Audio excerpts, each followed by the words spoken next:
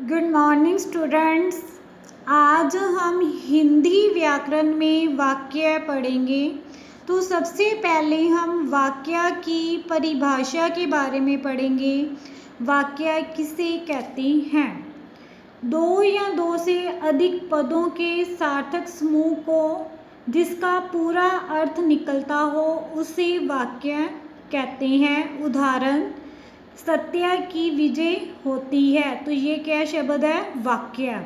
आगे हम पढ़ेंगे वाक्य के भेद। वाक्य के दो भेद हैं। पहला, अर्थ के आधार पर वाक्य का भेद। दूसरा, रचना के आधार पर वाक्य का भेद। आज हम रचना के आधार पर वाक्य के भेद पढ़ेंगे।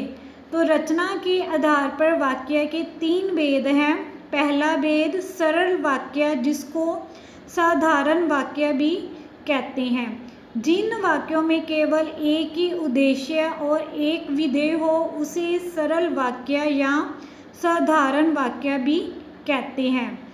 इन वाक्यों में एक ही क्रिया होती है, जैसे मुकेश पढ़ता है, इसमें एक ही क्रिया हो रही है, कौन सी? पढ़ने की। राकेश ने भोजन किया, इसमें भी एक क्रिया हो रही है, कौन सी? भोजन किया। तो ये सारे शब्द क्या हैं? सरल वाक्य कहलाते हैं। आगे हम पढ़ेंगे रचना का दूसरा भेद, संयुक्त वाक्य। जिन वाक्यों में दो या दो से अधिक वाक्य जुड़े हों उसे संयुक्त वाक्य कहते हैं। जैसे वह सुबह गया और शाम को लौट आया। एक इसमें कौन सा वाक्य बन रहा है? वह सुबह गया। और दूसरा वाक्य कौन सा बन रहा है?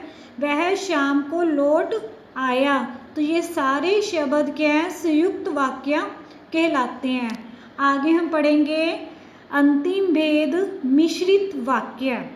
जिन वाक्यों में एक मुख्य वाक्य हो और दूसरा उपवाक्य हो उसे मिश्रित वाक्य कहते हैं। इनमें एक मुख्य उद्देश्य होता है और एक मुख्य विधेय के अलावा एक से अधिक क्रियाएं होती हैं।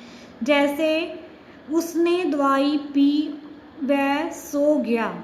यदि तुम मेहनत करोगे तो पास हो जाओगे। तो ये सारे शब्द क्या? मिश्रित वाक्य कहलाते हैं। धन्यवाद।